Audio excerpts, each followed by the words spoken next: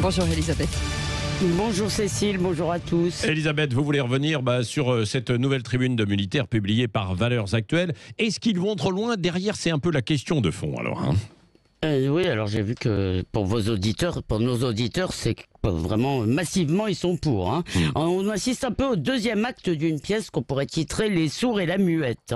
Et il faut d'abord noter que c'est la conséquence de la surréaction du pouvoir à la première tribune, celle des généraux en retraite qui ont été traités à la fois de putschistes et de porteurs des charentaises et menacés de sanctions.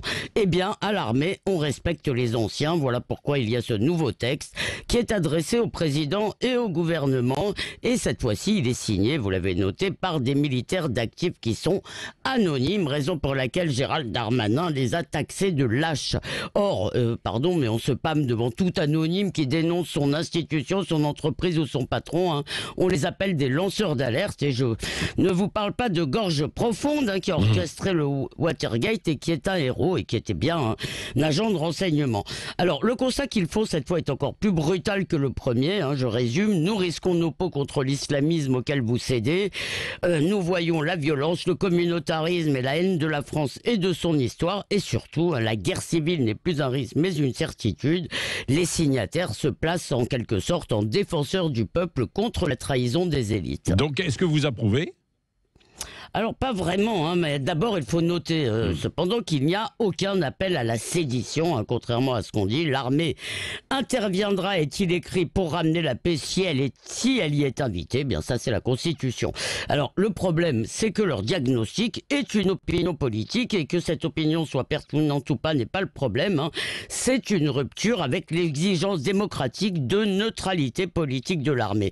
Alors les militaires pensent absolument ce qu'ils veulent du président de la République, mais il est élu et il est leur chef, c'est le chef des armées. Leur boulot, c'est donc de lui obéir, sauf si bien sûr il était coupable de forfaiture. La première vertu militaire, c'est la première force de l'armée, c'est bien sûr la discipline.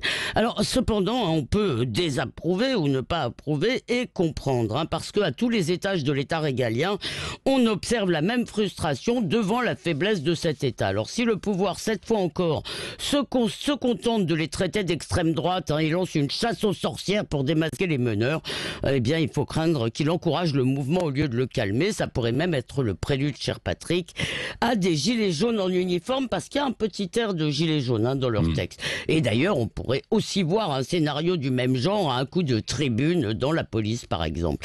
Alors parce qu'il faut noter que pour les signataires, ce n'est pas seulement l'intérêt supérieur du pays qui est en jeu, c'est sa survie même. Et au lieu de criminaliser cette inquiétude, le président devrait entendre cette angoisse de disparition, d'ailleurs, que beaucoup d'entre nous éprouvent. En attendant, il ne faut pas se la jouer. Ce qu'il faut craindre, ce n'est certainement pas une intervention intempestive des militaires ou des policiers. D'ailleurs, c'est qu'arrive un jour où ils refuseront d'intervenir. Merci, le regard libre d'Elisabeth Lévy. Elisabeth, vous revenez tout à l'heure à 9h moins le quart dans le petit déjeuner de l'actualité.